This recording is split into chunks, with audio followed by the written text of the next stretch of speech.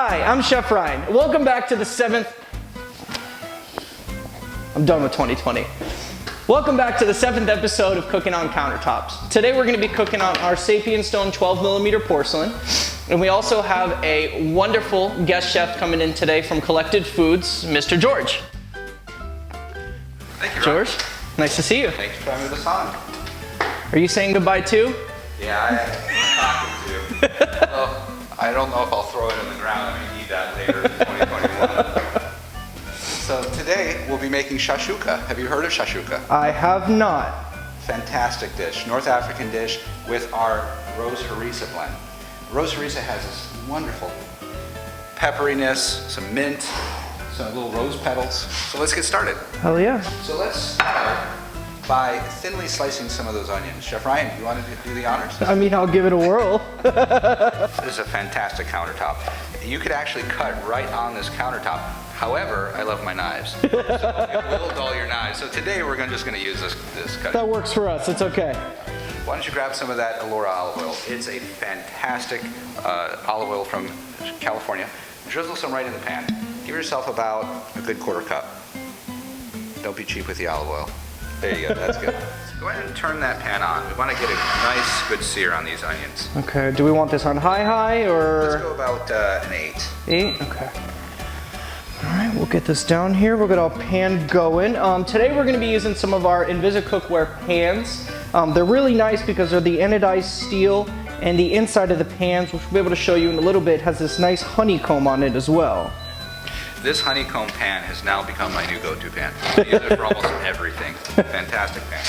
Now with shakshuka, you want to get your vegetation in there and not stir it. You want it to start getting brown and in places and actually blacken. It gives it this intense, deep flavor.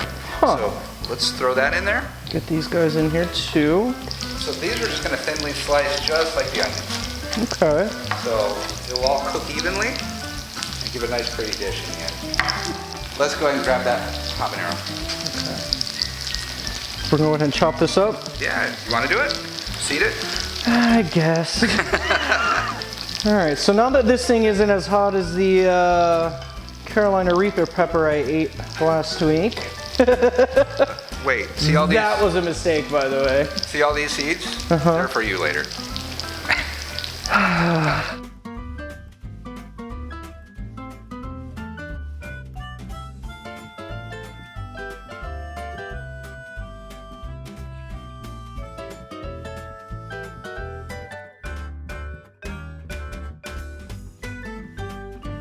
Let's go ahead and throw in our rose harissa. Okay. Now, you want a nice generous amount of this.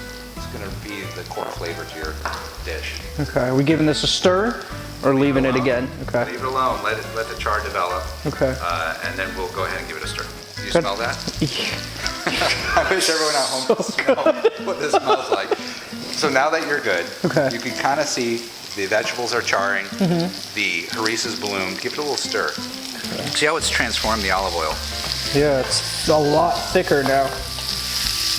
Oh. So let's go ahead and bring in your tomato. We have some San Marzano canned tomatoes. We'll throw those in. If you have some fresh, ripe, local tomatoes, go for it. San Marzano. We're going with the whole thing? Grand. Yeah, toss the whole thing.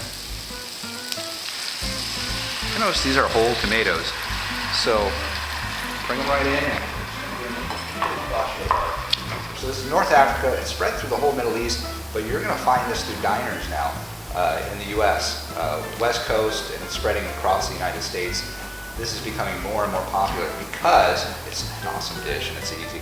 Started off as a breakfast dish, but now everyone's eating it all sorts of times throughout the day. Let's go ahead and put half your parsley in there. Okay. Going. Now we want to bring this back to a simmer. Let it simmer and thicken for about 5 minutes. Okay. You want the wonderful flavors to really concentrate, especially the tomato and the harissa and the olive oil start really playing beautifully together. Okay, so it's time for the eggs. Now, what we want to achieve is we want to poach the eggs right in the liquid with it. You want the egg yolks to still be runny, so that when you serve it, the egg yolk will just creamily spread through it in each bite. So go ahead and crack 4 eggs right into here. See how the egg whites are starting to set? That's all we really want, the egg whites to set. So we're just gonna put a lid on, just let it do its thing. Let it poach for a few minutes.